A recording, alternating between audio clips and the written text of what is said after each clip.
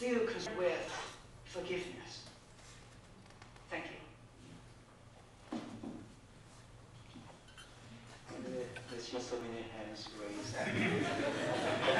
No. I wonder whether each one of you can limit your remarks to 1 minute. Let's raise your hand once again. 1, 2, 3, 4, 5, 6. Please limit to 1 minute, please. Okay, I think we gather here. We know all about the Nanking massacre. We know all about Confederate women. We even know 1947 to 28 massacre happened right here. We know all about that. We will not, how could we forget that? We would never ever forget that, okay, because it's in the history, okay? So we gather here not talking about that. I'm thinking about, do we have ability to reassess the transitions? I'm talking about that, okay? We would never ever forget something had happened. So I feel kind of boring here because we keep singing hatred, we keep singing forgiveness, we keep singing repentance because we are not the victims of the event. We're just the outsider to talk about the things happened a long time ago, okay? So I'm thinking about it. 1 minute up. Okay.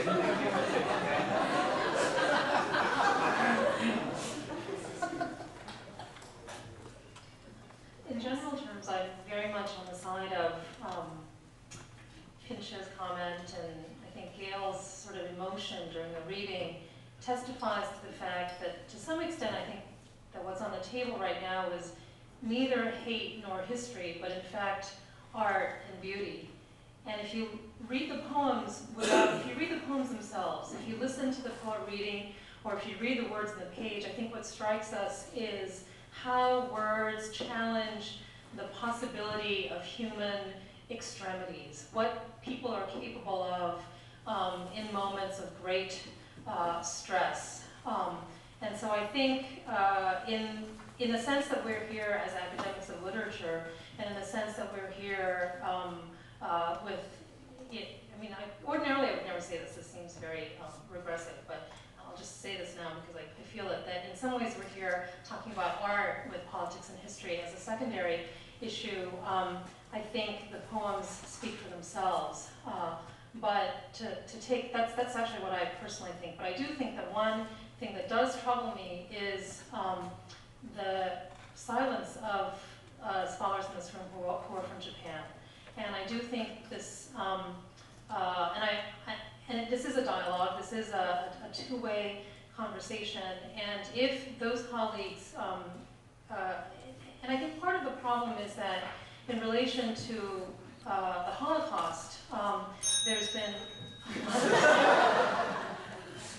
a lot of, I'll just be really fast, there's been a lot of discussion in Germany about, in books like Hitler's Willing Executioners, of the complicity of the average citizen in an act of history that sort of sweeps beyond individual choice. But I do think that conversation has been much more absent in Japan, and I wonder if actually Gayle, in sort of a turn of your perspective, but as an academic living in Japan, could perhaps speak to what your work might mean to your Japanese colleagues.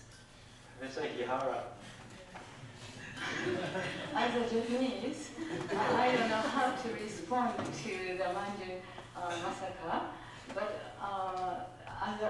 in the previous session, as I said, through reading Japanese American literature, we can know how Japanese people were considered by Americans, and now I acknowledge that how Japanese are considered through studying Asian American studies. Now I face that aspect that Asian American studies poses to us Japanese. So I understand Japanese people are considered to be kind of, how can I say that, people who once were very aggressive during the wartime. But I really appreciate what Professor Manju Jaika said before. Now the time has passed, but I don't want to forget what Japanese armies did. But during the wartime is a special, extraordinary time when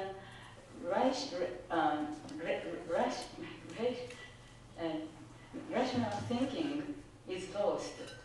So war is the terrible thing. And now President Obama had a conference on nuclear non-proliferation treaty. So please think about the time when nuclear weapons will be abolished. So think about the future, please. And please come to visit Japan.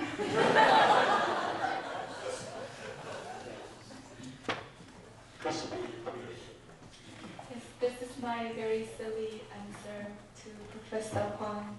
And my national sentiment was stronger in my younger days. I refused to go to Japan like your husband. And of course my parents were not, they didn't flee from Japan or anywhere.